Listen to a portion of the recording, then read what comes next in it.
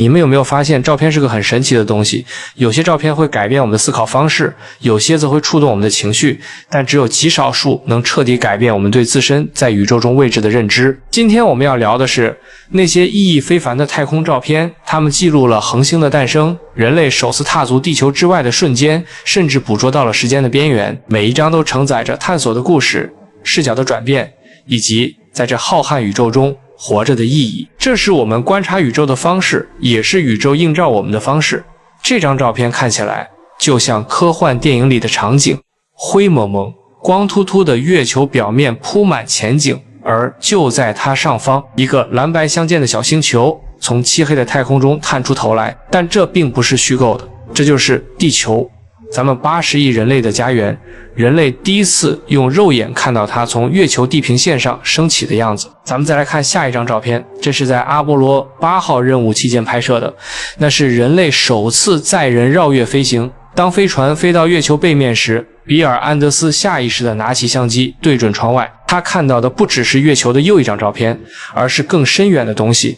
在这个毫无生机的世界上方，漂浮着我们所知唯一有生命的星球。让人惊叹的是，这甚至不是任务的重点，宇航员们是去探索月球的，结果却重新发现了地球。这张照片几乎是偶然拍下来的，却成了历史上最具标志性的影像之一。第一次，我们不再是抬头仰望天空，而是回望自己的来处。接下来是一个永远改变历史的瞬间。在这张照片里，一位宇航员定格在动作中，一只靴子悬在月球表面上方，戴着手套的手抓着登月舱的梯子。就这么一个人类身影，正成为另一个世界的一部分。这是巴兹·奥尔德林由尼尔·阿姆斯特朗拍摄于他成为第2个踏上月球的人之前的片刻。这张照片不像大家通常记得的那些，要么是插着国旗的，要么是阿姆斯特朗的身影映在奥尔德林面罩上的全身照。但这张不一样，它不是摆拍，而是一个瞬间，一次呼吸，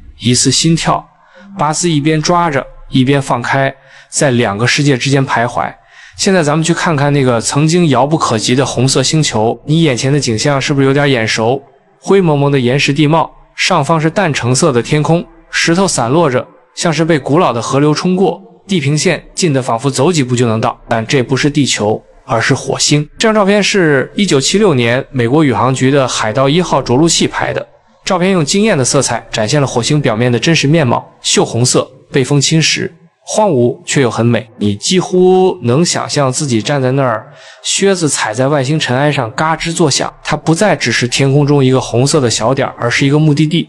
总有一天我们能去探访、研究甚至踏上的地方，乍一看你可能都注意不到它，就一缕散射的阳光穿过画面，在那里面隐约有个小小的蓝色斑点，你得仔细找才能看见，但一旦看见了就再也忘不了。那个小点就是地球。这张照片是1990年旅行者1号在差不多60亿公里外拍的，当时他正准备永远离开太阳系，工程师们让飞船调转相机，最后看了一眼，不是看行星，不是看卫星，而是看我们。让人震撼的是，那个像素里包含着咱们的一切，所有大陆，所有文化，农民和孩子，所有说过的语言，所有活过的动物，全都浓缩在一个微小的光点的地方。那如果我们把最强大的望远镜对准一片什么都没有的天空会怎样？哈勃太空望远镜拍的这张照片里，你可能会看到几个亮点，那是银河系的恒星，你可以找找看。但其他所有光点都不是恒星，而是完整的星系。这张照片里大约有3000个星系，每个都有数百万甚至数十亿颗恒星。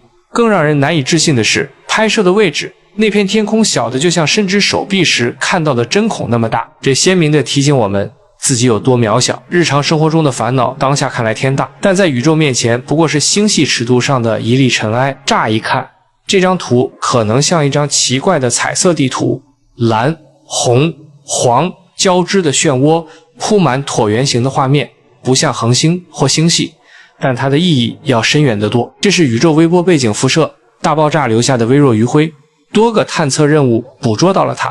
你看到的是宇宙的婴儿照，拍摄于宇宙诞生仅38万年时，颜色的细微变化代表着微小的温度差异，这是形成结构的种子。这些微弱的痕迹后来长成了恒星、星系，最终有了我们。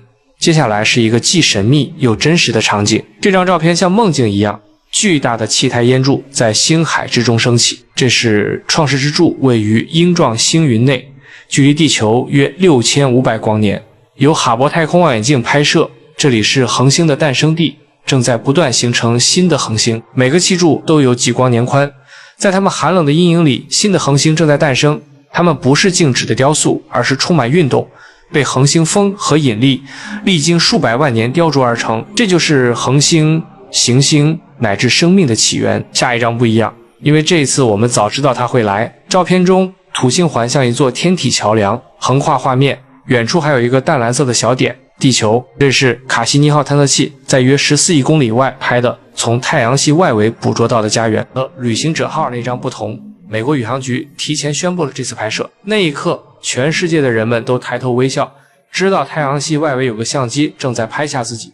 这是一次真正的宇宙连接。几十年来，我们都以为永远看不到它，然后我们做到了。这张照片像梦境，又像噩梦。一个黑圈被发光的环围绕，被引力扭曲。这是 M87 星系中心的超大质量黑洞，距离地球超过5300万光年。我们看到的不是黑洞本身，而是它的影子在旋转的光环背景下投下的轮廓。由世界望远镜捕捉，这是一次全球合作，无数射电望远镜组成一个虚拟的地球大小的观测站，数据量大到得用硬盘空运。经过多年努力，这张照片终于问世。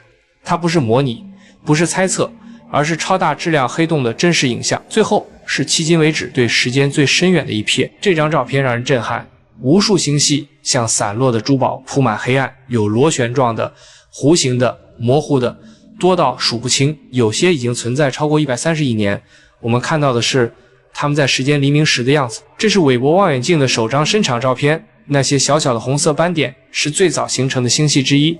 前景中明亮的白色天体离我们更近，它们的引力将后方的光线弯曲放大。但让人惊叹的是，这张照片覆盖的天空只相当于伸直手臂时看到的一粒沙子那么大，就这么一个小点，却挤满了星系。从月球上升起的地球，到阳光中的淡蓝色小点，从大爆炸的古老回响到时间黎明时形成的星系，我们看到的每一张照片都是更宏大存在的碎片。它们提醒我们，我们是一个故事的一部分。